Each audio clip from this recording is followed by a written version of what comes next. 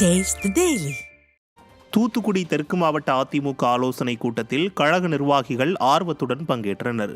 தூத்துக்குடியில் அதிமுக தெற்கு மாவட்ட நிர்வாகிகள் ஆலோசனை கூட்டம் நடைபெற்றது.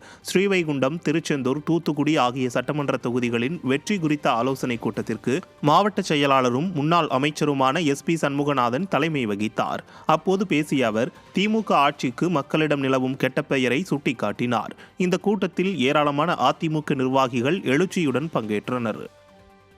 திமுகவுக்கு நிறைய கெட்ட பேர் இருக்கு. அதுக்கு அவங்களுக்கு பெரிய செல்வாக்கு ஒன்றும் இல்லை. கூட்டணி பலத்தில் தான் இருக்காங்க. தனிப்பட்ட முறையில் திமுக ஒன்றும் கிடையாது. அதனால இது ஒரு நல்ல சந்தர்ப்பம் நம்ம ஆட்சி பிடிக்கிறது. அந்த பூத்து கமிட்டி தான் மெயின். பூத்து கமிட்டி மெயினாக அமைச்சிட்டோம்னா கண்டிப்பாக நம்ம வெற்றி எடுக்க முடியும்.